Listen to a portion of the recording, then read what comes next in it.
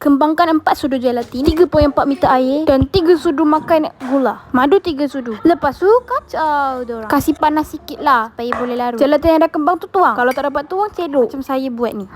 Pelepap. Lepas tu kacau diorang lagi. Perisa sesuka hati. Saya guna perisa peach. Lepas tu letaklah pewarna peach. Lepas tu kacau diorang lagi. Kan dah boleh letak dalam acuan. Kita biarkan kering 24 jam. Yang lebih letak dalam bekas apa-apa je lah. Saya letak dalam bekas ais ni. Lepas tu kita buang bubble. Ini sudah kering. Kita terbalikkan dia, keluarkan dia. Nampaknya macam gagal di sini, tapi tak apa. Yang ni bila dah biar lama sikit dia jadi macam lagi stretchy tapi cair, still cair. Saya dah letak dalam peti ais 2 hari. Sebab hari tu dia macam tak boleh buka. Kan dah boleh buka. Try cabut dulu. Still not stretchy. Okay. Walaupun belum stretchy, saya masih belum give up. Saya minta tolong adik saya ni keluarkan dulu semua. Dan saya biarkan lagi beberapa hari. Macam dah jadi gummy. Sebab dah letak lama dalam peti sejuk. Try gigit.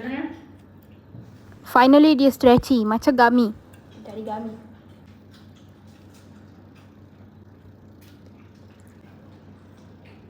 Yang kecil sedap. Dan yang ni bila dah salut gula.